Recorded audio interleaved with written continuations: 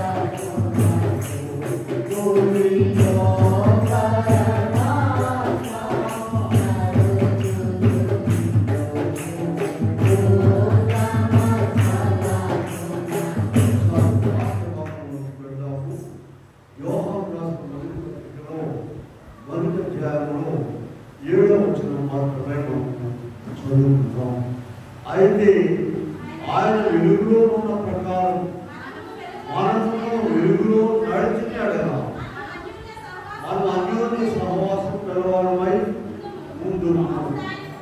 అప్పుడు ఆయన కుమారుడైన యేసునందు ప్రతి పాపం నుండి పవిత్రులుగా చేయము. ప్రియమైన దేవుని బిడ్డలారా, ప్రభు నామమున కృపా సమాధానములు దేవుని మీకు అనుగ్రహించును గాక.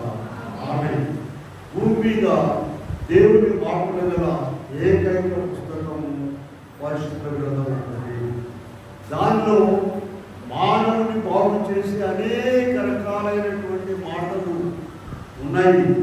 వాటిని ఎవరైతే అనుసరిస్తారో, వాటితో సంతృప్తి చెందుతారో, వాటితో నింపబడతారో వారికి ఏ కొరత లేదు. ఇక్కడ మనం చూస్తే ఆయన శరీరానికి ఈ లోకానికి వచ్చి ఆయన వెలుగులో నడిచారట. మనం కూడా నడవాలి.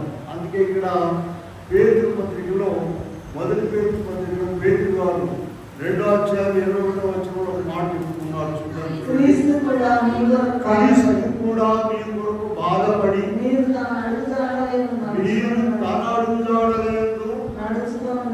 మీకు మాదిరి ఇచ్చిపోయారు. ఎవరు అడుగుజాడలు నడవాలమ్మా? ప్రభు అడుగుజాడలు నడవాలి. ఆయన నడిచి చూపించారు. లోకంలో నీతులు చెప్పిన వారందరూ కూడా వారు మనుషులు, నీతులు చెప్తారే కానీ వారు నడవరు. అయితే ఇక్కడ క్రీస్తు ప్రభు ఎంత కష్టమైనా సరే ఆయనే వచ్చి ఆయన చెప్పినటువంటి పద్ధతిలో నడిచారు. క్రీస్తు ప్రభు ఎప్పుడు వచ్చారమ్మా? పాత నిబంధనలో లేరు, కొత్త నిబంధనలు వచ్చారు అనుకుంటున్నారా? ఆయన అన్ని నిబంధనలో ఉన్నారు. చూడండి, ఆయన రాకముందే యోగు గారి మాట చూద్దాం. చూడండి, దాని ఆరాధన మనం చదువుకున్నాం కదా. యోగు గ్రంథం 23:10 నుండి చూద్దాం. నేను నడుచు మార్గము ఆయనకు తెలియను, శోధించిన తరువాత కనబడుతును. నా పాదములు ఆయన అడుగుజాడలను విడువక నడిచినవి. నేను ఇటు ఆయన అడుగుజాడలు అప్పుడెక్కడ ఉన్నాయండి. ఇప్పుడు మనకు ఆయన శరీరధారిగా వచ్చి కనబడి మాట్లాడి ఎలా నడిచారో గ్రంథంలో రాయించి మన చేతికి ఇస్తేనే మనం దాన్ని చదివి నడుచుకోలేకపోతున్నాము. యోగు గారు ఏమంటున్నాడు? నేను నడుచు మార్గము 11 నా పాదములు ఆయన అడుగుజాడలు విడువక నడిచినవి. నేను ఇటు అటు తొలగక అనుసరించి వినాలా. ఎంతో గొప్ప మాట ఇది. అంటే యేసుక్రీస్తు నిన్న నేడు నిరంతరము హెబ్రీ పత్రికలో మనం చూస్తాం 13వ అధ్యాయం. ఆయన అప్పుడు ఉన్నారు, ఇప్పుడు ఉన్నారు, ఎప్పుడు కూడా ఉన్నారు ఆయన. మనకైతే పాత నిబంధనలో లేనటువంటి వారికంటే గొప్ప మేలు ప్రభు మనకి ఇచ్చారు. ప్రభు యొక్క విషయాలన్నీ కూడా గ్రంథంలో మనకు దేవుడు ఇచ్చున్నారు. కనుక ఇక్కడ మనం కూడా అలా నడవాలని 31:4 కూడా చూడండి. యోగ గ్రంథంలో ఉన్నాం కదా. 31:4 కూడా చూద్దాం. ఆయన నా ప్రవర్తన ఎరుగును కదా, నా అడుగుజాడలన్నింటినీ లెక్కించును కదా. ప్రతి అడుగు మనం ఎక్కడేస్తున్నామో, ఎటు నడుస్తున్నామో అవన్నీ కూడా ఆయనకు లెక్క. అదే గొప్ప జ్ఞాని ఆయన, గొప్ప జ్ఞాని, మహాబలవంతుడు, అగ్నిజ్వాల వంటి కన్నులు, అపరంజి వంటి నేత్రములు కలిగిన వాడు. ప్రకటన గ్రంథంలో ఆయన గురించి రాయబడు. ఆయన చూపు ఏదైనా మనలో ఆదాము దగ్గర నుండి చూస్తారు, ఇటు చివరి వరకు చూస్తారు ఆయన. మనకైతే ఇంటి ముందు కనబడే వస్తువు కూడా కనబడదు. ఒక వస్తువు కనబడలేదమ్మా అని ఇంకొక ఆమెను పిలిస్తే ఆమె వచ్చి ఏమంటుందంటే, ఇక్కడే ఉంది కదా, నీకు కనపడలేదా? ఎదురున్న వస్తువునే చూడలేము మనం. ఆయన ఎటువంటి వారు చెప్పండి? గొప్ప జ్ఞాని, మహాబలవంతుడు. ప్రతి మానవుడు 850 కోట్ల మంది పైనే ఉన్నారు. వేసే ప్రతి అడుగు కూడా ఆయన చూస్తుంటారు. అది దేవుడు.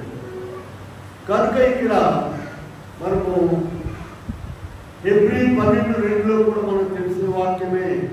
మనం ఎవరి వైపు చూస్తున్నాడు వాళ్ళు చూడండి. ఇంత గొప్ప సాక్షి సమూహము మేఘమలేమన్నాను. మనము కూడా భారమును పాపమును విడిచిపెట్టి కర్తయు కొనసాగించువాడునైన యేసు వైపు చూచుచు అంత్యములో అనేక బోధలు, మాటలు, నీతి గల మాటలు ప్రభు మనకిస్తున్నారు. ఇది ప్రభు మనతో మాట్లాడే మాటలు జాగ్రత్తగా ఉంటాం. కొన్ని అంశాలుగా నేను తీసుకున్నాం. మొదటి అంశం ఏంటంటే, 1 యోహాను 1:7 చెప్పిన ప్రకారం వెలుగులో నడవాలి. మనము చీకట్లో నడవకూడదు. వెలుగులో వెలుగంటే ఏంటి? అసలు వెలుగంటే ఏంటండి? అక్రమము లేకుండా ఉండాలి. చీకటి అంటే ఏంటి? మోసము, అక్రమము, ఇవన్నీ కూడా పాపము, వ్యభిచారము, దొంగతనం, ఇవన్నీ కూడా చీకటికి సంబంధించినవి. అవి లేకుండా నీతిగా, భక్తిగా జీవించడం అనేది అది వెలుగులో నడిచేటువంటి మాట.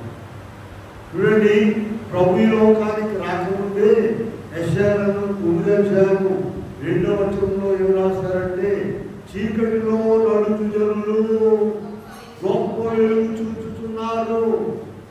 చీకటిలో నడిచే జనులట అని యెషయా గారు చెప్తే, ఇప్పుడు లూకా సువార్తలో కొందాం.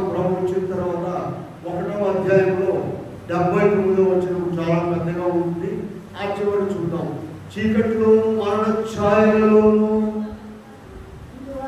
కూర్చుండు వారికి వెలిగించుటకై ఆ మహావాత్సల్యమును బట్టి ఆయన్ని మనకు అరుణోదయ దర్శనము అనుగ్రహింపబడెను. ప్రియులారా, కనుక ఆయన యోహాను సువార్త 8వ అధ్యాయము 12వ వచనంలో నుండి ప్రభువు ఒక మాట చెప్పారు. యోహాను 8:12 చెప్పారు, నేను లోకమునకు వెలుగై ఉన్నాను. అవును, ఇప్పుడు ఇక్కడ ఆయన నమ్ముకున్న మన విషయం ఏంటంటే మత్తయి సువార్త 5 నుండి వెళ్ళండి. అక్కడ కొండ మీద ప్రసంగంలో ప్రభు ఏం చెప్తున్నారంటే 5వ అధ్యాయము 14వ వచనం, మీరు లోకమునకు వెలుగై ఉన్నారు. ప్రియులారా, వెలుగు మార్గం అనేటువంటిది చాలా చక్కని మార్గము. అందులో చీకటి ఉండదు. దొంగతనము, అబద్ధము, వ్యభిచారము, నరహత్య, అక్రమం అనేటువంటివి ఆ వెలుగు మార్గంలో ఉండదు. కనుక మానవుడు, క్రైస్తవుడు నడవవలసిన మార్గముల గురించి మనం మాట్లాడుతున్నాం. క్రైస్తవుడు నడవవలసిన మార్గం మంచి మార్గం అని చెప్పండి. వెలుగులో నడుచుట.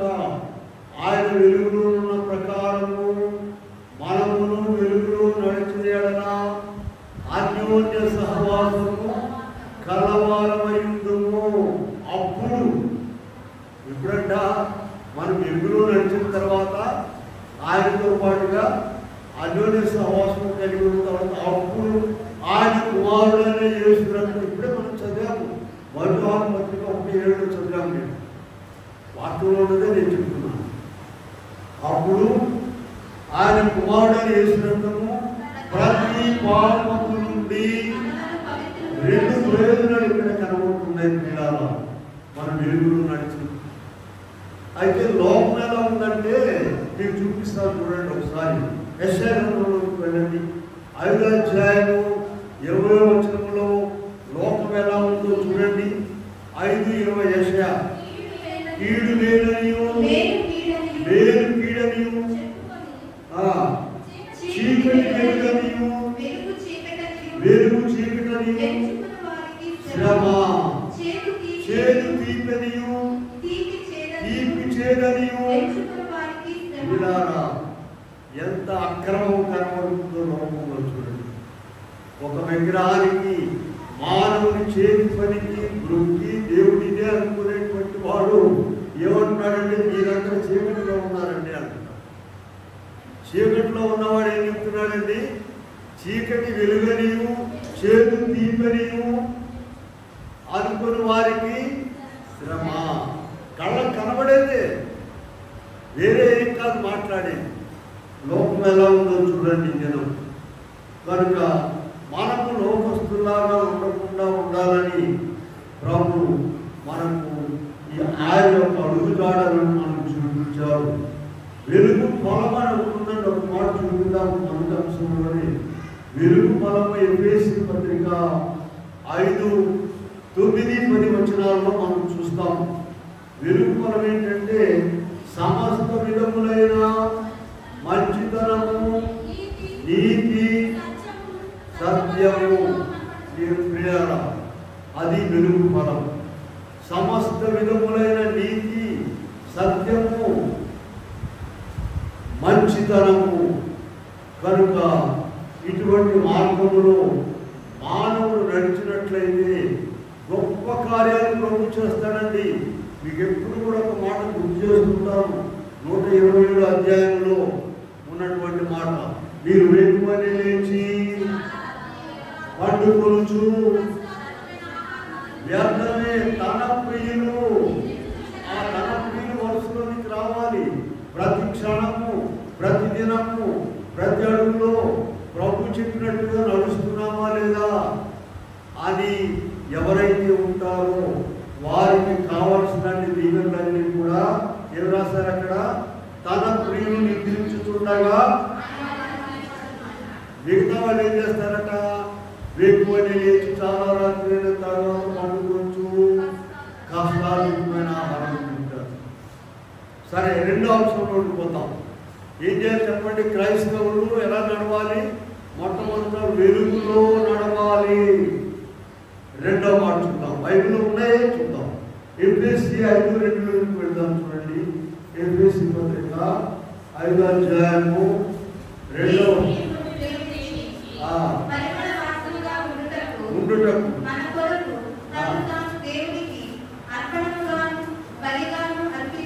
అర్పించుకునేను. మీరును ప్రేమ కలిగి నడుచుకునుడి. మొదటి మాట ఏం చెప్పండి? వెలుగులో నడుచుకోవాలి. రెండవది ఉందా మీ బైబిల్ అన్నమాట, మీరును ప్రేమ కలిగి నడుచుకునుడి.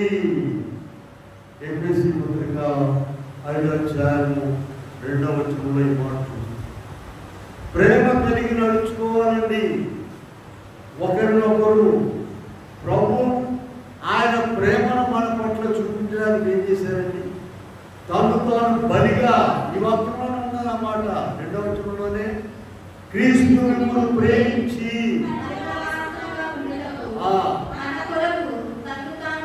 ప్రేమించి అనేది చాలా ప్రేమ ఉందండి. తల్లిదండ్రుల మీద పిల్లలకు చాలా ప్రేమ ఉందండి. పిల్లల మీద తల్లిదండ్రులకు చాలా ప్రేమ ఉందండి. ఉందో లేదో ఎవరు తెలుసు, ఇక్కడ అట్లాగా ప్రభు చెప్పిన మాట. క్రీస్తు మిమ్మల్ని ప్రేమించి మీరు పరిమళ వాసనగా ఉండుటకు మన కొరకు తను తాను దేవునికి అర్పణముగాను. అక్కడ అది ప్రేమ కనబడుతుంది. అటువంటి ప్రేమ కావాలండి. అటువంటి ప్రేమ మార్గంలో మనం నడవాలని క్రైస్తవుడు ప్రభు చెబుతున్నారు. ఒకసారి మొదటి వారి పత్రికలోకి వెళ్ళండి. మనం 3వ అధ్యాయము 16వ వచనం చూద్దాం. 3:16లో ఆయన మన నిమిత్తము తన ప్రాణము పెట్టెను, దీని వలన చూడండి ఏం పెట్టారంటమ్మా, 2 గాలిలో ఒక అడ్డుకుంటాం కాదండి, లేకపోతే ఒక అరడని చక్కెర పీడీలు కాదు. ఏం పెట్టారంటమ్మా? ఆయన మన నిమిత్తము ప్రాణము పెట్టెను, దీని వలన ప్రేమ ఎట్టిదని తెలియదు. మనం ఏం చేయాలో రాస్తారు, ఎక్కడ చదవండి. మనము కూడా మన ప్రాణము పెట్టబద్ధులమై ఉన్నాము. నేను ఈ మాట చెప్తూ చాలాసార్లు ఒక మాట చెప్పాను మీకు ముందు. మొట్టమొదటి ఏం చేయాలంటే ప్రాణం తీయకుండా ఉండడం నేర్చుకోవాలి. ఆ తర్వాత ప్రాణం పెట్టేది. ఏం చేయకూడదమ్మా? మొట్టమొదటి ఎదుటివారి యొక్క ప్రాణం తీయకుండా చూసుకోవాలి. ఆ తర్వాత ఏం చేయాలి? ప్రాణం పెట్టే సంగతి చూడాలి. ప్రాణం ఎక్కడ తెచ్చి పెడతామని, నీ చేతిలో ఉన్నదాన్నే పెట్టలేవని. అసలు ప్రేమ అంటే ఏంటో మన ఇక్కడ రెండో అంశం ఏం చెప్పండమ్మా? మన రెండో పాయింట్ ఏంటి? ప్రేమ కలిగి నడుచుకుంట, ఒకరి పట్ల ఒకరు. అది ఇక్కడ ప్రభు విషయం స్పష్టంగా మనకు కనబడుతుంది. యోహాను సువార్త 13వ అధ్యాయంలో నుండి 34వ వచనంలో యేసు ప్రభు మీకు ఒక కొత్త ఆజ్ఞ ఇస్తున్నానని చెప్పారు. మీరు ఒకరినొకరు ప్రేమించవలెనని మీకు కొత్త ఆజ్ఞ ఇచ్చుచున్నాను. చాలు. ఒకరినొకరు ఈ ప్రేమ ఉన్నదా లేదా? వాక్యం ఎలా ఉంటుందంటే అండి, మనలను ప్రతిదినం కూడా పరీక్షించుకొని ఇస్తుంది వాక్యం. విన్నామనుకోండి, ఇలాంటిది నేను ఇక్కడే పడేసుకుంటే తప్ప మన మనసులో ఉంటే రోజు కూడా అది మనల్ని శోధిస్తూ ఉంటుంది. మనం ఆచరిస్తున్నామా లేదా అని. మధురవారి పత్రికలోని ఒక మాట చూద్దాం చూడండి. 3:18లో ప్రభువు మాట చెప్తున్నారు. చిన్న పిల్లలారా మాటతోనూ నాలుకతోనూ కాక క్రియతోనూ పిల్లారా, ఎంత గొప్ప మాటలు ఉన్నాయి. మన శక్తికి మించిన మాటలు అని అనుకోవద్దు పిల్లారా. కొంతమంది ఏమంటారంటే, అయ్యో ఆ బైబిల్లో ఉన్న వాటిని మనం చేయలేమండి, ఆచరించలేము, మన వల్ల కాదంటారు. అట్లా కాదండి, ఆచరిస్తాం. ఎప్పుడంటే మనం ఆయన శక్తిని పొందినప్పుడు, ఆయన బలమును పొందినప్పుడు. చూడండి, ఆయన పాదముల చెంత కూర్చోవడం నేర్చుకోవాలండి. ఆయనకు అసాధ్యమైంది ఏదైనా ఉన్నదా?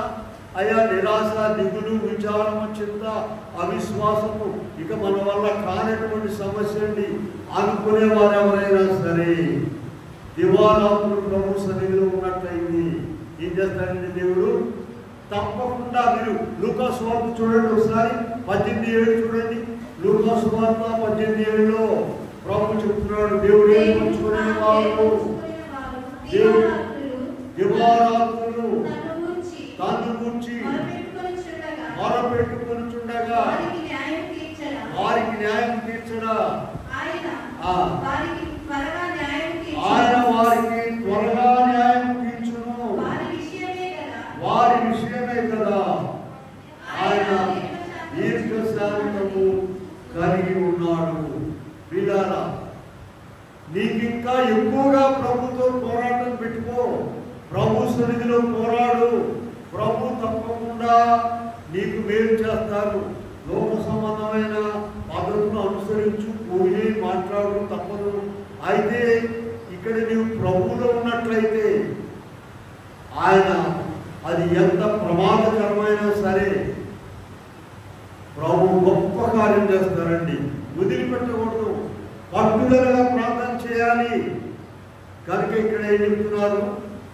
మనము చూసినట్లయితే 1 యోహాను పత్రిక 3:18లో చిన్న పిల్లలారా, మాటతోనూ నాలుకతోనూ కాక క్రియతోనూ.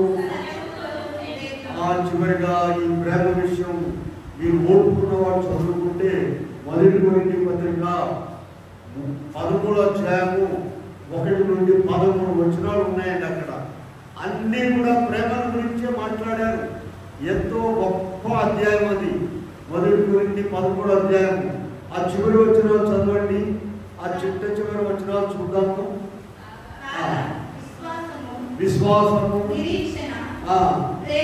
ప్రేమ, ఈ మూడును 13వ వచనం అండి. 1 కొరింథీ 13:13.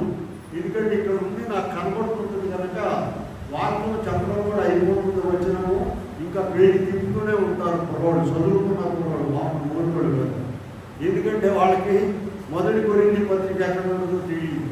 వీళ్ళారా, బైబిల్ త్వరగా తీయాలంటే 66 పుస్తకాలు కంటలు పెట్టుకుంటే త్వరగా బైబిల్ తీయడానికి వీలు. ఎవరైనా చూడండి, 1 కొరింథీ 13వ అధ్యాయము 13వ వచనంలో ఏం చెప్తున్నారు? చాలా విషయాలు చెప్పి కాగా విశ్వాసము, నిరీక్షణ, ప్రేమ ఈ మూడు నిలుచును.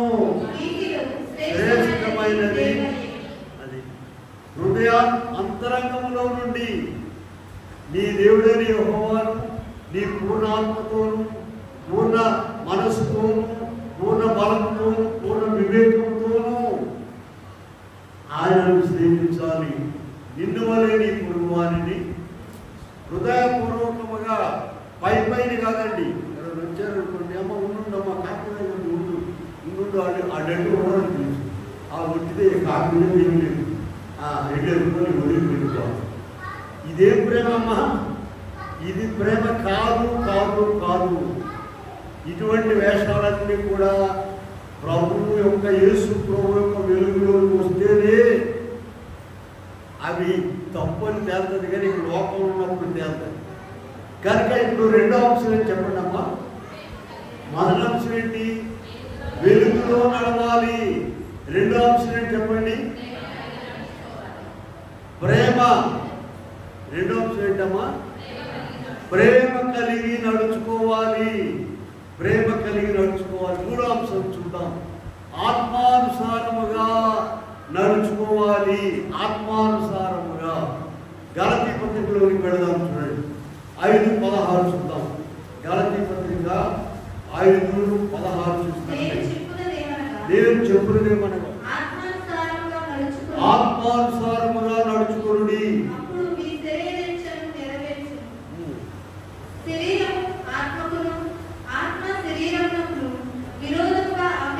విరోధముగా అపేక్షించును.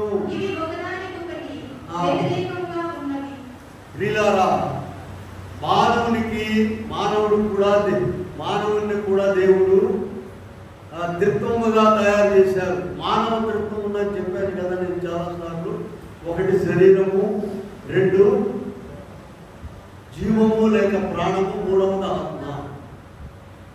ఈ ఆత్మ సామెతలు 20:27 ఏముంటుందంటే 20:27లో నరుని ఆత్మ యెహోవా పెట్టిన దీపము, అది అంతరంగములను శోధించును. నువ్వు తప్పు చేసి అందరిని బొకాయించావనుకో, ఎందుకంటే నీ పవర్ ఎవరు తట్టుకోలేడు. రాత్రి పడుకున్నాక ఆత్మ ఏం చేస్తుంది? బుద్ధుందా నీకు అసలు? నువ్వు దొంగతనం చేసి అందరూ దొంగలని వచ్చావని ఆత్మ చెబుతుంది లోపల అంతరా. కనుక ఇక్కడ పరిశుద్ధాత్మ ఉన్నది, మానవుని ఆత్మ ఉన్నది. శరీర ప్రకారముగా కాదండి, ఆత్మానుసారంగా. ఇప్పుడు 3వ అంశంలో మనం చెప్పేది ఏంటంటే ఆత్మానుసారముగా నడుచుకోవాలి. ఆత్మ లోపల నుండి పనిచేస్తుంటే వీళ్ళారా, లోపల నుండి. రోమాపత్రికలోకి వెళదాం, ఒకసారి చూడండి. 8వ అధ్యాయంలోకి వెళదాం. 8వ అధ్యాయంలో 5-6 వచనాలు చూద్దాం. శరీరానుసారులు, మనసుంతులు, ఆత్మానుసారులు, మనసుంతులు, మనసు మరణము, జీవము సమాధానమైనది. ప్రియులారా, నరుని ఆత్మ యెహోవా పెట్టిన, అది లోపల పనిచేస్తూ ఉంటుందండి. నీవు దాని ప్రకారముగా విన్నట్లయితే, నడిచినట్లయితే కూర్చో. ఇవాడేంటి ప్రార్థన చేయలేదు, వాక్యం చదవలేదు, ఆదివారం గుడికెళ్ళలేదు, నీకు బుద్ధి ఉందా అని లోపల ఆత్మ నేను తిరుగుతూ ఉంటుంది. ఏం చెప్తావంటే ఈ రేపు వారం నుండి వెళ్తాంలే, ఇది నువ్వు ఆగులో చూసుకో, ఇక వెళ్తాంలే బుద్ధి మాటలు చెప్తావు. దానికి శరీరమేమో వద్దంటుంది, ఆత్మేమో వెళ్ళాలంటది. శరీరమేమో 10 రూపాయలు సందాయం సరిపోతుంది, ఆత్మేమో 100 రూపాయలు సందాయం. ఈ గోళ ఎక్కడ పడతాను? ఎప్పుడంటే ఇది ప్రభు సన్నిధిలో నువ్వు బాగా ప్రార్థన చేసి ప్రభువులో ఉండి వాక్యానుసారం జీవించేటప్పుడు అప్పుడు శరీరం ఓడిపోతుంది. శరీరం ఓడిపోయి ఆత్మ గెలుస్తుంది. అప్పుడు ఆత్మ ద్వారా నువ్వు ముందుకు పోతావు. అదే కదా ఇప్పుడు మనం చదివే రోమాపత్రికలో 8వ అధ్యాయంలో 5-6 వచనాలు ఏం చదివాని చెప్పండి. శరీరానుసారులు, శరీర విషయముల మీద మనసుంతులు, ఆత్మానుసారులు, శరీరానుసారమైన మనసు మరణము, జీవమును. వీళ్ళారా, ఇక్కడ మనం చూసినట్లయితే యోబు గ్రంథంలో ఒకసారి మనం చూడండి. 3వ పాయింట్లోనే 27వ అధ్యాయం 6వ వచనంలో యోబు గారు ఏం చెప్తున్నారంటే 27:6 చూద్దాం ఒకసారి. నా నీతిని విడువక గట్టిగా పట్టుకుందును, నా ప్రవర్తన అంతటి విషయంలో నా హృదయము నన్ను నిందింపదు. చూసారా, ఈ ఆత్మనే హృదయం అని కూడా అంటామండి. యోగు గారు ఏం చెప్తున్నారు? నా ప్రవర్తన అంతటి విషయంలో నా హృదయము నన్ను నిందింపదు. మనము ప్రార్థనలోకి వచ్చినాక, ప్రభువులోకి వచ్చినాకేనండి. లోకంలో ఉంటే నీ హృదయం నిందింపదు. నీ ఆత్మ ప్రభువులోకి వచ్చినాక నీ ఆత్మ పనిచేసి, ఆత్మనే హృదయం అని కూడా అంటాం. అప్పుడు నీకు బుద్ధి మాటలు చూసుకుంటుంది. దాని ప్రకారం నడుచుకున్నట్లయితే నీవు జీవములోనికి వెళ్తావు, మరణము పొందుతావు. ఇంకా స్పష్టంగా ఒక మాట మీకు చూపిస్తాను చూడండి. 1 యోహాను పత్రికలోకి వెళ్తాం. అందరూ చూడాలి. 1 యోహాను పత్రిక 3వ అధ్యాయంలో 20వ వచనం నుండి చూద్దాం. 3:20 చూడాలి.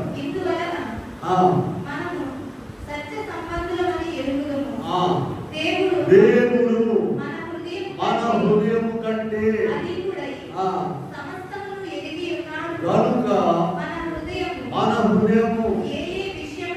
మన యందు దోషారోపణ చేయును. ఆయన ఎదుట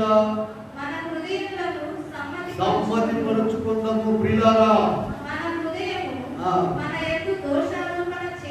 చేయని ఎడల చూసేది ఎవరండి దోషారోపణ చేసేది? పక్కన ఉన్న వాళ్ళు దోషారోపణ చేస్తే బతకలేరు వాళ్ళు. ఇక్కడ మనం చూసినట్లయితే మన హృదయము ఏ విషయములలో మన యందు ఉందా? మీ బైబిల్లో ఎవరి హృదయమో? పక్కన హృదయమా లేకపోతే ఇత్యంతాల హృదయమా? మన హృదయము ఏ విషయములలో మన యందు దోషారోపణ చేయును. తర్వాత చదవండి. ఆయా విషయములలో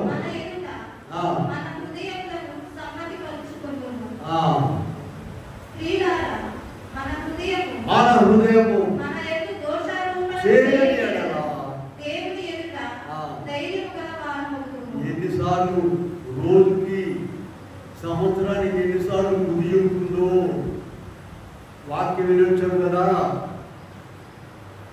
2 పూటలు ప్రార్థన చేయమన్నారు కదా, తిని పడుకున్నారంటే అని అడిగేది ఎవరమ్మా? పక్కన వాడు అడిగితే సరిచేదే. నీకు తెలుసా నేను బాగా ప్రార్థన చేస్తున్నాను, అసలు చేయకపోతే చేస్తున్నాము. అందరిని కూడా బొకాయించవచ్చు, కానీ నీ హృదయం లోపల నరుని ఆత్మ యెహోవా పెట్టిన దీపము, అది అంతరంగములని. కనుక ప్రియులారా, 3వ అంశం ఏం చెప్పండి? ఆత్మానుసారముగా నడుచుకోవాలి. శరీరానుసారముగా నడుచుకున్నట్లయితే నరకానికి పోవడమే. శరీరం పని లేదు. బాగా తిను, పడుకో, 3 వేళ పడుకో. ఉదయం టిఫిన్ చేసిన తర్వాత పడుకో, మరి మధ్యాహ్నం అన్నం తిన్న తర్వాత పడుకో, రాత్రి పడుకో, రాత్రి పడుకు చేయకో. ఎవరి మాట చెప్పేది? శరీరము. ఆత్మ పొద్దాక ప్రార్థన చేయవచ్చు. వాక్యం, ధ్యానం, ప్రార్థన. కనుక ఇప్పుడు మనము 3వ అంశంలో ఎట్లా నడవాలన్నారండి? ఆత్మానుసారముగా. ఆత్మ ఎక్కడుంది? మనలో ఉన్నది. ఆ తర్వాత మనం ఎదిగిన తర్వాత పరిశుద్ధాత్మ, మనము పరిశుద్ధాత్మ వశములోనికి వెళ్ళిపోతాము. అప్పుడు మన ఇష్టం ఉండదు. అయిగా రాశారు, చూశారు కదా, నా ఇష్టానికి గోయిది నీ ఇష్టముగా చేయా, నా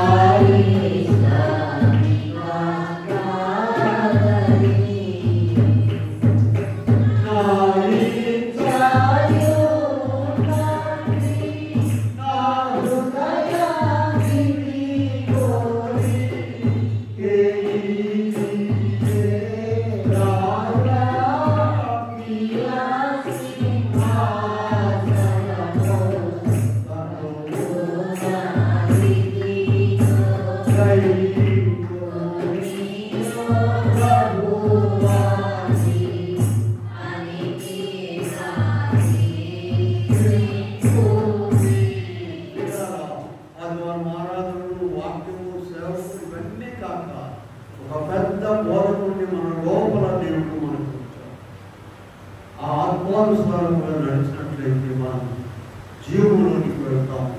కనుక ఇక్కడ 3వ అంశంలో ఆత్మానుసారంగా నడుచుకోవాలన్నా. 4వ అంశంలోకి వెళ్తే సత్యమును అనుసరించి నడుచుకునుట. మీరు 3వ పత్రికలోకి వెళ్దాం. చూడండి, యోహాను పత్రిక, యోహాను 3వ పత్రికలో చూస్తే 4వ వచనంలో చూద్దాం. 4వ వచనం, నా పిల్లలు సత్యమును అనుసరించి వినుట కంటే సంతోషము లేదు. సత్యమును అనుసరించి నడుచుకోవాలండి. సత్యమును సత్యం అంటే ఏంటంటే మనం చక్కగా చెప్పాడు ప్రభు.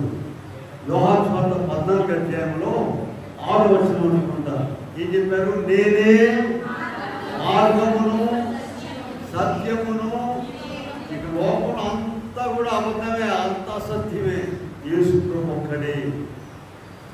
ఆ సత్యమును అనుసరించి మనం నడుచుకున్నట్లయితే 86వ కీర్తన నుండి దావీదు గారు ప్రార్థన చేసుకున్నారు. 86:11 దావీదు గారు ప్రార్థన చదవండి. యెహోవా, నేను నీ సత్యమును అనుసరించి నడుచుకున్నట్లు నీ మార్గమును నాకు బోధింపుము. ప్రార్థన చేసుకుంటే చాలండి. ఆయన ఏది అడిగినా కూడా ఆయన తప్పకుండా ఇస్తారు. కనుక సత్యమును అనుసరించి యోహాను సువార్త 4వ అధ్యాయంలో అక్కడ సమరయ స్త్రీతో ప్రభు మాట్లాడుచు 24వ వచనంలో ఒక మాట చెప్పారండి. ఆయనను ఆరాధించువారు ఆత్మతోనూ సత్యముతోనూ ఆరాధన. క్రీస్తు ప్రభు 24 గంటలు ఇందాక మనం చూసాము. హెబ్రీ పత్రిక 12 ప్రారంభంలో ఇంత గొప్ప సాక్షి సమూహము యేసు వైపు చూచుచు, ప్రభు వైపు చూడమేనండి. ప్రతి ఇబ్బందిలో, ప్రతి కష్టంలో, ప్రతి నష్టంలో ఆయన కంటే గొప్పవాడెవరు లేరండి బాబు. నీవు పట్టుదలగా ఆయన మీద ఆనుకొని ప్రార్థన చేసినట్లయితే పట్టాపంచలైపోతాయి. హిమాలయ పర్వతాలు కూడా పక్కకి వెళ్ళిపోతాయి. హిమాలయ పర్వతాలు కూడా చూడండి, దేవుని ప్రజలు ప్రయాణం చేస్తూ ఉన్నారు. ఆ చూడడానికి కీర్తన గ్రంథంలో 114 చూడండి. కీర్తన గ్రంథము 114. వారు ముందుగా వెళుతున్నప్పుడు ఐగుప్తులో నుండి, అన్య భాషల జనుల నుండి యాకోబు యూదాలకు సముద్రము పారిపోయెను, యోర్దాను నది, కొండలు, గుట్టలు, సముద్రమా. ఈ అధ్యాయం ఎంత సంతోషాన్ని ఇస్తుందో. నీ ముందు గొప్ప సముద్రము, ఎర్ర సముద్రము, హిందూ మహాసముద్రం ఉందనుకో. నీ ముందు అదేం చేస్తుందండి? పారిపోయి వెళ్ళిపోతే. నీవు నిలబడి ఉంటే ఆయన వైపు చూస్తే పట్టుదలగా ప్రార్థన చేయాలండి. మామూలు ఉంటుంటి ప్రార్థన. పూర్తిగా ఏమైనా సరే, మరణమైనా సరే, జీవమైనా సరే, ప్రభువా నీ దగ్గరే ఉంటాను, నీవే చేయాలి అని నీవు పట్టుబట్టినట్లయితే కొండలు గుట్టలన్నీ ఏమైపోయినాయండి? పారిపోయినట. సముద్రమా, నీవు పారిపోటకు ఉన్న మీ బైబిల్లో ఉన్నమాట 5వ వచనం. నీకేమి తటస్థించినది యోర్దాను? నీ ముందర సముద్రం ఉన్నదేమో, నీ ముందర యోర్దాను నది ఉన్నదేమో, అది పారిపోవాలంతే. నీవు ప్రభువును ప్రార్థన చేయడం అంటే వినడం ఒక మాట. లూకాసు వార్త 18వ అధ్యాయంలో ప్రభు ఏం చెప్పారమ్మా? విసుగంగా ప్రార్థన చేయడం అంటే కళ్ళు మూసుకుని మోకరించి అనుకోబాకండి. కళ్ళు తెరిచి కూర్చుని పని చేసుకుంటూ ఆనందింటూ అన్ని వేళల 24 గంటల ప్రార్థన. అయినా రాశాడు కదా, మనసును స్థుతికార్యం తప్ప పని ఏమున్నది. ఇప్పుడు చేతులు కాళ్ళకు పనులన్నీ తెలుసండి, అన్ని తెలుసు. మనసును ప్రభుతో ఉంచాలి 24 గంటలు. అన్నం పెట్టారండి ప్లేట్లో, అన్ని వడ్డించారు. ఇక ఆ నోటికి తెలుసు, చేతికి తెలుసు. నువ్వు చెప్పేదేముంది? ఊళ్ళోన చేపలు వేసినా సరే చెయ్యి రెడీగా ఉంటారు ఆ ఊళ్ళను కొలవడం. దాని మీద దానికి తెలుసు. నీ మనస్సు ఏం చేయాలి చెప్పండి? ప్రభుతో ఉండాలి. నీవు ప్రభువును స్తుతించాలి. అది లూకాసు వార్త 18వ ప్రభు చెప్తుంది. గొప్ప అంతస్తది, PhD అంతస్తది. లోకమంతా చెత్త చెదారమంతా నీ మనసులో వేసుకునే బదులు చూడండి, ఆ మనసును కుదుటపరచడానికే మోకరించమన్నారు, కింద కూర్చోమన్నారు, మోకరించి ప్రార్థన. అప్పుడు కానీ మనసు దైవజనులు రాస్తారు. మధ్యరాత్రిలో మెలకు వచ్చిందండి. మెలకు రాగానే మళ్ళీ సాతాను తెచ్చిపెట్టి ఇవన్నీ కూడా. అప్పుడు ఏం చేయమన్నారు? మోకరించి ప్రార్థన. 12 కానీ 1 గంట. నమ్మో నిద్ర లేకపోతే ఎట్లాగో నిద్రలోకి చచ్చిపోతానేమో, బాపట్లు ఏమైపోతాను అనుకోబాకండి. మోకరించి ప్రార్థన చేయగా నిద్రవచ్చు. 24 గంటలు ప్రార్థనలోనే ఉండవచ్చు. నీ మనసును ప్రార్థనలో నిలుపుకోవాలి. అదే ఇక్కడ ఒక 18 ప్రవచించింది. చెత్త చెదారం మూలదంతా పోజేసుకునే పని 24 గంటలు ప్రార్థనలో. అప్పుడు ఏమైందంటండి, దేవుని ప్రజలు వచ్చారు. కొండలారా మీరు పొట్టేళ్ళవలేను, గుట్టలారా గంతులు వేయుటకు పాడతారు కదా. ఇశ్రాయేలు సైన్యమునికి అనే వచనం పాడండి.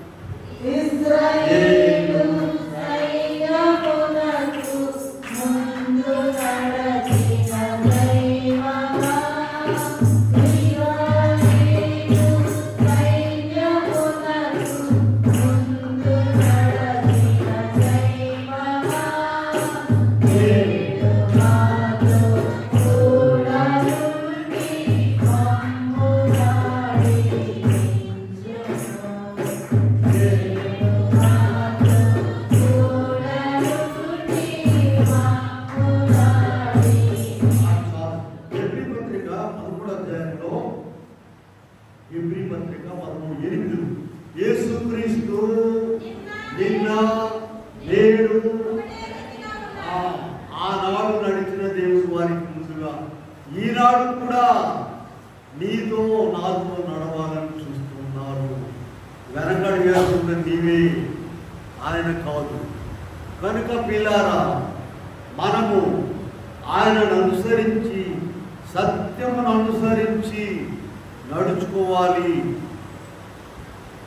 అదే మనం ఇక్కడ 4వ అంశం. 5వ అంశంలోనికి వెళదాం. చూడండి, ఎఫెసీ పత్రిక 2వ అధ్యాయము 10వ వచనం చూడండి. ఎఫెసీ పత్రిక 2:10 చూద్దాం. మరియు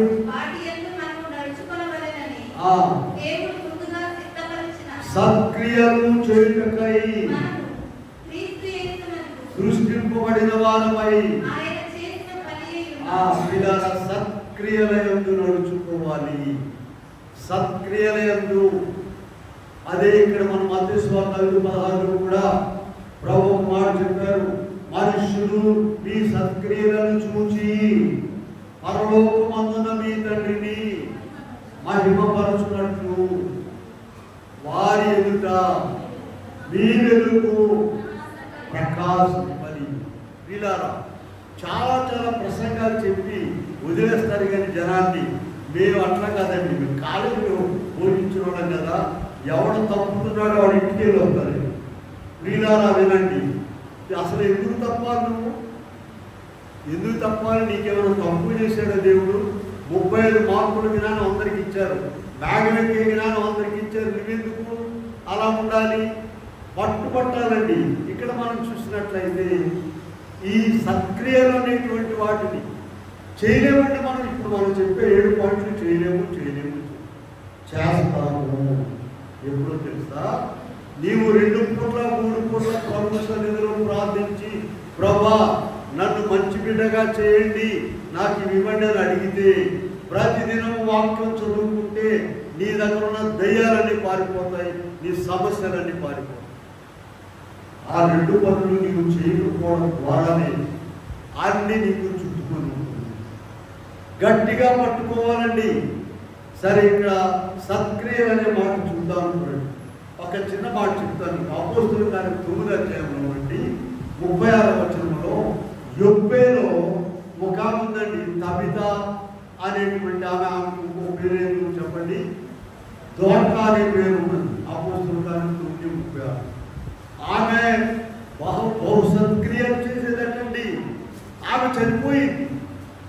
చనిపోయేటప్పటికీ పేతురు గారు సమీపంలో గ్రామంలో ఉన్నారు కనుక అపోస్తలుల కార్యం 9వ అధ్యాయం 40వ వచనంలో పేతురు గారిని పిలుచుకొస్తాను. ప్రార్థన చేసి ఆమెను ఏం చెప్పాడు? తబిత లెమ్మనగా కన్నులు తెరిచి. చూసారా వీళ్ళారా, ఇక్కడ మనం ఒక చిన్న పాయింట్ గమనించాలని నేను మీకు కోరుకుంటున్నాను. ఏంటంటే, ఒక మంచి భక్తుల దగ్గరికి వెళ్ళాము, ప్రార్థనా పరుల దగ్గరికి వెళ్ళాము, సేవకుల దగ్గరికి వెళ్ళాము, అయ్యా నన్ను గురించి ప్రార్థన చేయ నా సమస్యని అడిగాము. ఆయన ప్రార్థన చేశాడు ఈ సమస్య. ఇప్పుడు ఏమనుకుంటామో మనం సాధారణంగా ఆయన ఈయన వల్ల కాలేదండి పదవి ఇంకొక ఆయన రోగం ఉంది, ఆడాత్మగా ఉంది, ఈ లోపం అన్నట్టుగా ఇంకొక ఆయన దగ్గరికి పోతాము. అసలు లోపం ఎక్కడున్నది చూడండి. ఈ తబిత దోర్కా అనేటువంటి ఆమె సత్క్రియలు చేసేది. ఆ సత్క్రియలు ఆమెను లేదు. పేతురు గారు ఎవరి కొరకైనా చూడండి, యేసుప్రభు విషయం ఒక మాట చెప్తారు చూడండి. చాలా మందిని బాగు చేశారు యేసయ్య. ఒక మాట అనేవాడు తెలుసా మీకు ఏం చెప్పండి? అమ్మా నీ విశ్వాసము ఆలోచించాలి. మనము దేవుని దగ్గర మేలు పొందే అర్హత మనకు ఉండాలి. ముందు చనిపోయింది దోర్కా అనేటువంటి ఆమె, తబిత అనే 2 పేర్లు ఉన్నాయంట. మనకు కూడా ఉంటాయి కదా, 2 ఇంట్లో ఉంటుంది, బయట ఉంటుంది. ఈ పేరున్న ఆమె చనిపోయింది. పేతురు వచ్చి ప్రార్థన చేశాడు, లేచింది. పేతురు శక్తినే చూడొద్దు మీరు, ఆమె యొక్క అర్హతను కూడా చూడండి. చనిపోయిన బ్రతకడానికి కావలసినటువంటి క్వాలిఫికేషన్స్ ఆమెలో ఉన్నాయి. ప్రియులారా, అనేక సమస్యలు, చిక్కులు, ఇబ్బందులు ఎదుర్కొనేటువంటి నీవు, కొరతలో ఉన్న నీవు ఆయన దగ్గర పొందే అర్హత యోగ్యత నీకుందా? ఆలోచన ఉండాలంటే ఏం చేయాలి చెప్పండి? 24 గంటలు ఆయన పాద సన్నిధిలో అయ్యా నాకు ఇవ్వండి ఇవ్వండి ఇవ్వండి అని అడగండి. గుళ్ళు సాగుతుంది కదా, మా అడగండి అమ్మాయినా అంటారు. ఎందుకు నేను అడగకపోయినా అమ్మ పెట్టుకుంది, దేవుడే చూస్తాను. అయితే ఇక్కడ తబిత ఈమె ఎలా లేచిందండి? పేతురు ప్రార్థన చేశాడు, పేతురు శక్తిమంతుడే. ఈమె కూడా మేలు పొందేటువంటి అర్హత కలిగి ఉన్నది. మనం ఆ అర్హత సంపాదించుకోవాలంటే అన్నిటికీ ఒకటే సూత్రము, 2 పూట్ల ఎప్పుడైనా సరే ప్రార్థన ప్రార్థన ప్రార్థన, వాక్యము వాక్యాహారం. కనుక ఇలాగూ ఈ సత్క్రియల ద్వారా మనము మేలు పొందాలండి. ఇర్మియా గ్రంథములో 11వ అధ్యాయము కొన్ని కష్టమైన మాటలు 2 చూపిస్తాం మీకు చూడండి.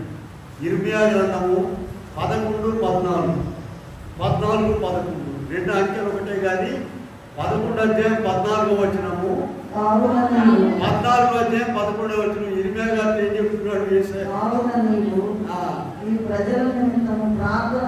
ప్రార్థన చేయకుము. చూడండి ఎంత కష్టమైన మాట చూడండి. 11వ అధ్యాయం 14వ వచనము, 14వ అధ్యాయం 11వ వచనం. అసలు వాడి కొరకు ప్రార్థన చేయొద్దు. అబ్బా, ఎంత కఠినమైన మాట, ఎంత అయోగ్యులో చూడండి. ప్రభునంత విసిగించారో చూడండి. ఇబ్బంది వచ్చినప్పుడు ప్రభు దగ్గరకు వస్తారా? బాగున్నప్పుడు రాను, బాగున్నప్పుడు నేనే చూడండి.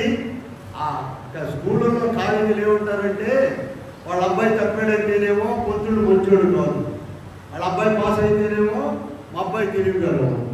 అది వీళ్ళారా ఇక్కడ చూడండి. మరి అదే 33:3లోకి వెళ్ళండి. ఇర్మియా గ్రంథంలోనే 33:3 అన్ని 3 లేదండి. అక్కడేముందో చూడండి. ఇర్మియాతో మాట్లాడుతున్నాడు ప్రభు. నాకు మొరపెట్టుము, నేను నీకు ఉత్తరమిచ్చదను.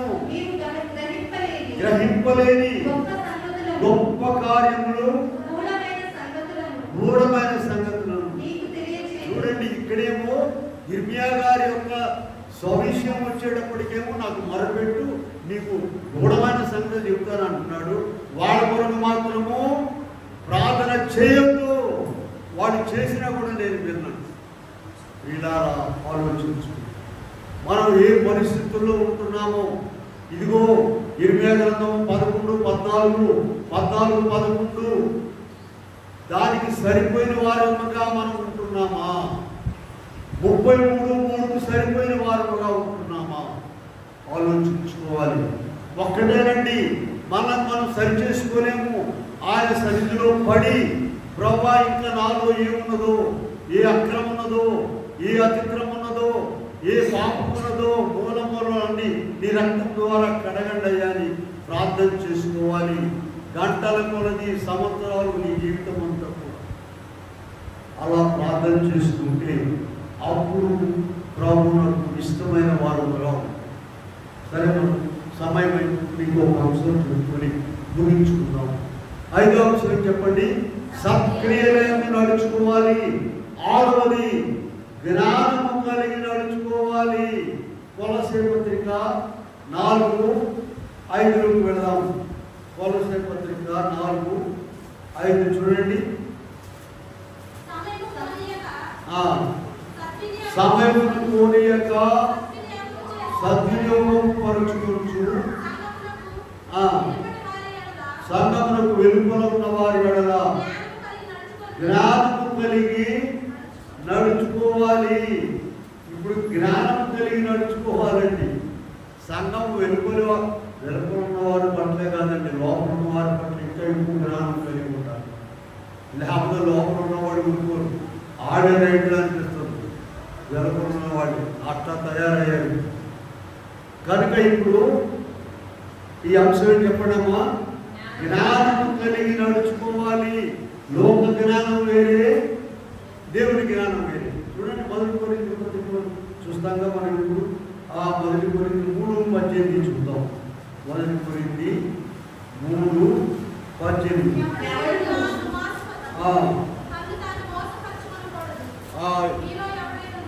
ఎవడని నీ లోకమందు జ్ఞాని అని అనుకుని ఎడల వెర్రివాడు కావాలని లోక జ్ఞానము దేవుని దృష్టికి వెర్రితనమే. ఈ లోక జ్ఞానము దేవుని దృష్టికి వెర్రితనం. ప్రియులారా, ఆ జ్ఞానం కావాల్సింది, దేవుని జ్ఞానం కావాలి. ఆ దేవుని జ్ఞానం చూపిస్తాను చూడండి. ఎక్కడ ఉంది? యాకోబు పత్రిక 3:13 పెడదాం. అక్కడ చూడండి దేవుని జ్ఞానం. ఎవడను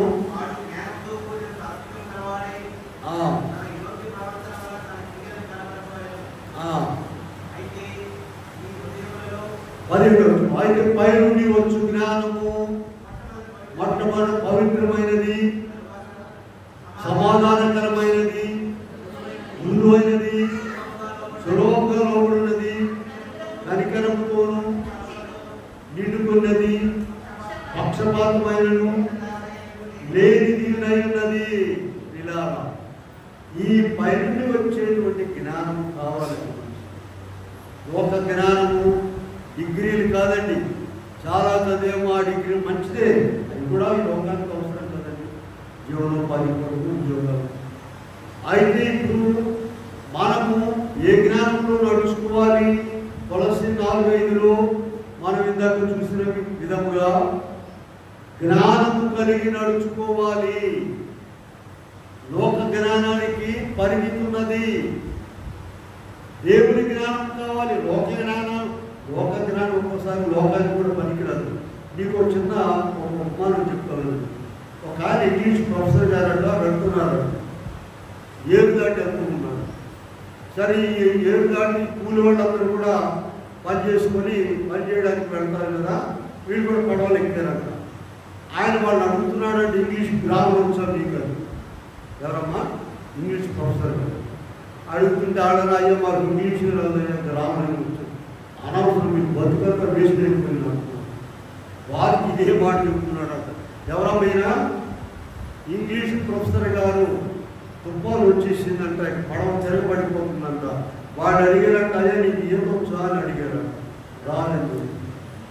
ఈ బూట్ అన్నీ కూడా నీళ్ళలో మునిగిపోతుంటే వాళ్ళేమో కోచీలు పెట్టుకొని ఈత బాగొచ్చు వాళ్ళకి రెడీగా ఉన్నారు ఈదుకుని వెళ్ళడానికి. ఈయన బూటు పట్టుకొని లాక్కొని దాదాపు 3 చేయించారంట. కడుపు నిండా నీళ్ళు తాగి సంచించి బయటకు పడ్డారు. ఏమంటే ఇంగ్లీష్ గ్రామర్ వచ్చా నీకు?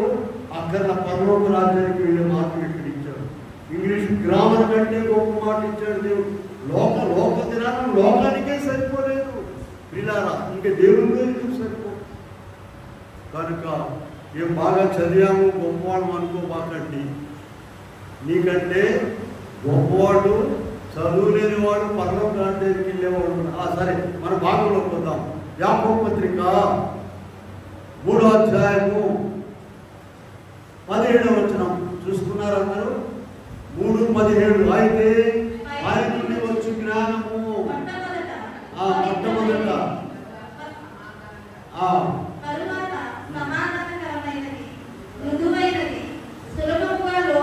సులభముగా లోబడినది, నిండుకొనినది,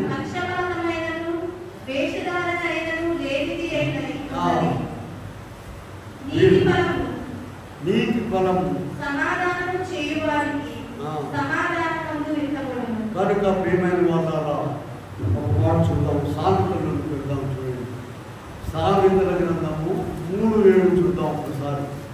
3వ అధ్యాయము 7వ వచనం.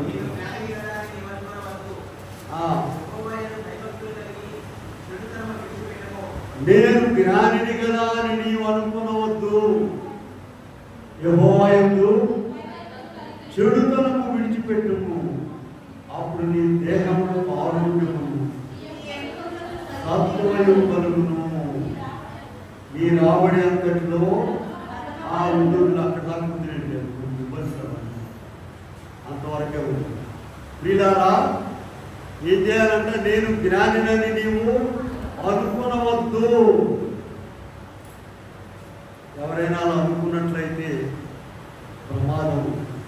ఏ జ్ఞానంలో నడుచుకోవాలని మనము దేవుని పైనుండి వచ్చినటువంటి ప్రభా జ్ఞానం నాకు ఇవ్వండి అని అడగాలని ప్రార్థన చేస్తాం.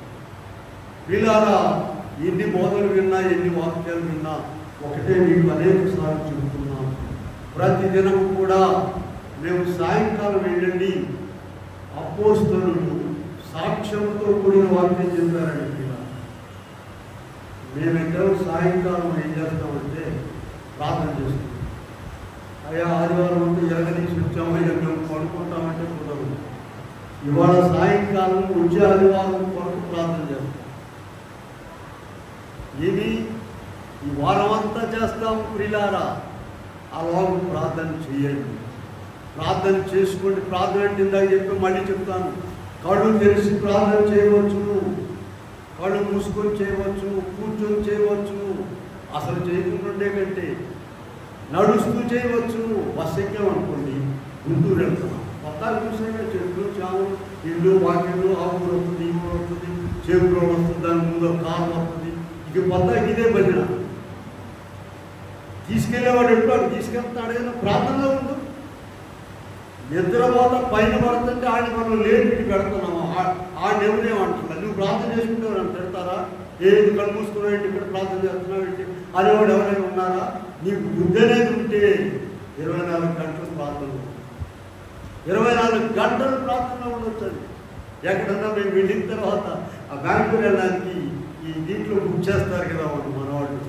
ఆ ప్రార్థన చేసేటప్పుడు స్లీపర్లో అక్కడ వాళ్ళు మోకరించి ప్రార్థన చేసుకుంటాం. 1 గంట ప్రార్థన మామూలే, 12 గంటలు. ఎక్కడైనా కూడా ప్రార్థన చేసుకోవచ్చు. చూడండి, యేసు ప్రభు కల్వరి శిలువలో మేకులు కొట్టిన తర్వాత తల మీద ముళ్ళ కిరీటము, అక్కడ ప్రార్థన చేస్తున్నారు.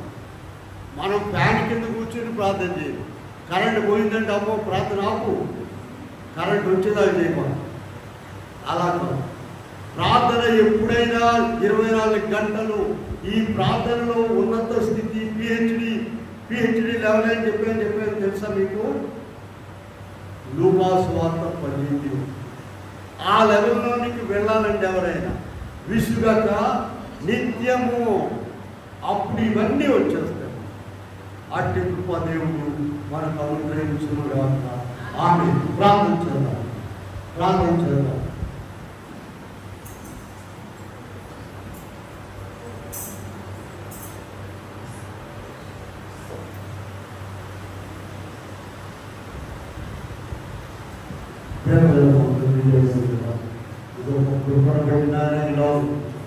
మంచి వర్తమానం